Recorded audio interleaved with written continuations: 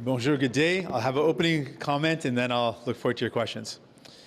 We imagine a healthcare system in our country that's there for people when they need it. That means you can go in and find a family doctor, you can go to an emergency room and you don't have to wait for hours and hours before you get care.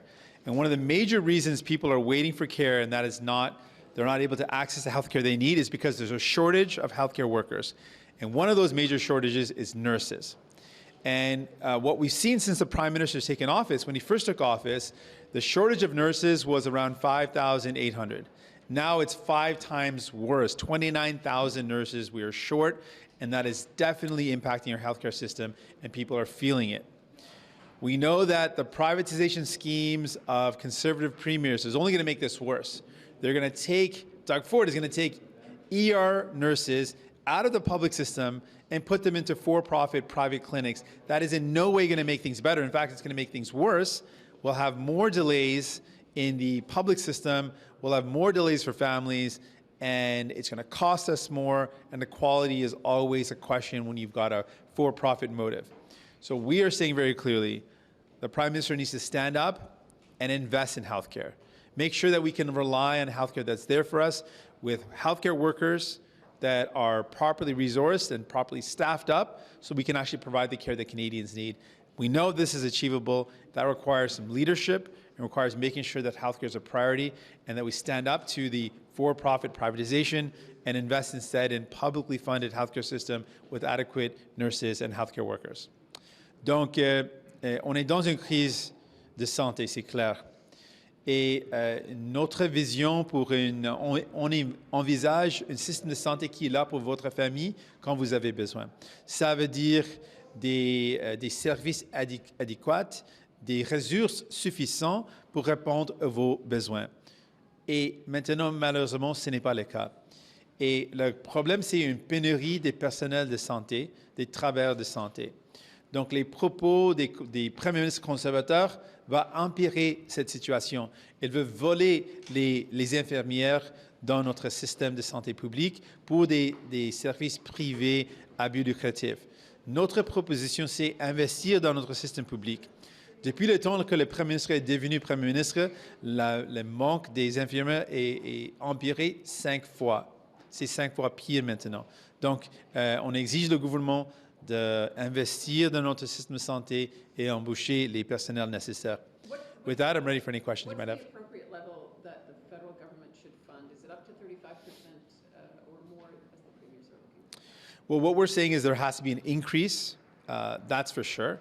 And the Prime Minister should fulfill his promises. He's laid out some specific promises, and we think he should fulfill those promises. He promised to hire 7,500 more nurses and doctors. That was a promise he made in the campaign. Fill that promise. He promised to increase funding for mental health services. Fulfill that promise. He promised to ensure that personal support workers got paid adequate, $25 an hour at least. Make that promise happen. Right, so those are promises that he should do. What's the level of funding that will take? Well, what I'm saying is he should fulfill those promises. Government has the resources to follow through on what they promised to do. They promised this. They should be able to achieve that.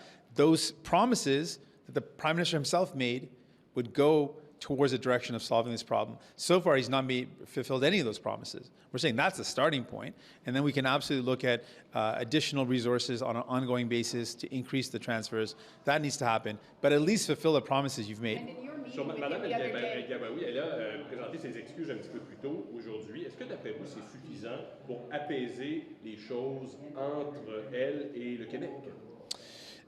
Elle a clarifié ses remarques, elle s'excusait, et dans mon avis, ce qu'on doit faire maintenant, je suis aussi tout à fait d'accord que le problème de l'islamophobie, c'est un problème à travers le pays. L'attentat récent horrible à London s'est passé en Ontario, où toute une famille a été tuée par l'islamophobie. Donc, c'est un problème à travers le pays et on doit maintenant faire le travail nécessaire pour protéger la communauté. Mais est-ce qu'il est trop tard pour réparer les ponts? Est-ce qu'il est trop tard pour réparer les ponts entre la conseillère du gouvernement et les gens du Québec? Est-ce que vous pensez qu'elle a encore sa place là? Elle a donné ses excuses et elle a clarifié ses remarques. Et maintenant, je pense que c'est vraiment important de faire le travail nécessaire parce que c'est une question de vie ou mort pour la communauté musulmane. musulmane. C'est une communauté qui a vécu un attentat à Québec où les gens étaient tués seulement à cause de leur religion. Donc, c'est quelque chose qu'on doit régler. Je pense qu'on doit maintenant mettre la face ou l'attention sur comment on peut protéger les membres de notre communauté. Mr. Singh, I just want to talk. Yeah, I'll do that in English and then the representative for fighting Islamophobia, Ms. Al-Gawabi, has given her clarifications and has apologized for her comments. And I agree with the notion that it's very clear that Islamophobia is not a problem of any one place. It is a problem for the entire country.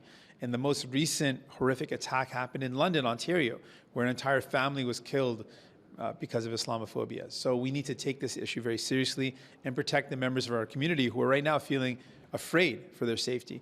And that's where we should put our emphasis now. You've been saying the Prime Minister needs to fulfill his priorities. You're one of the people who could hold him to that because of your deal with him. When you met with him the other day, how did that meeting go, and how would you assess where the supply and confidence agreement is between the two? We constantly make our priorities clear to the Prime Minister and to the government, and we've done that, and we're going to continue to do that. We have been able to use our agreement to deliver dental care for kids under 12, to increase to double the GST rebate, so 10 million Canadians receive more money in their pockets, and to provide rental support for up to 2 million Canadians of $500.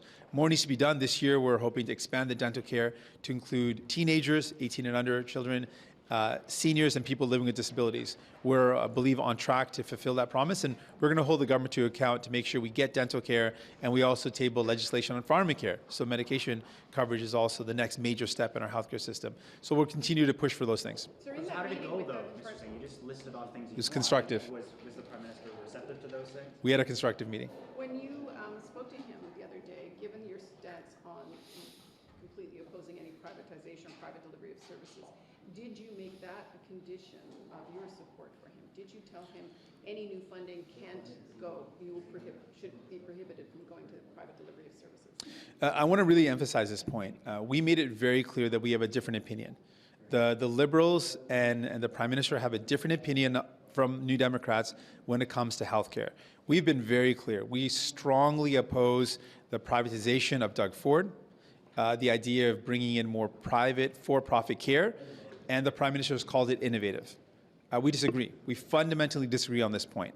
We have a difference of opinion. We believe that our healthcare system needs to remain publicly funded, and we need to be going the opposite direction, funding more public services. So on this point, we have a fundamental disagreement between us and the Liberals. And the Prime Minister and I are fundamentally opposed to it. Right now, that's not a decision that we're making. Right now, what we're doing is using the power we have to raise concerns of people, to demand investments in healthcare, and to focus on the solutions. The solutions right now in the healthcare crisis to hire more doctors, nurses, and frontline healthcare workers.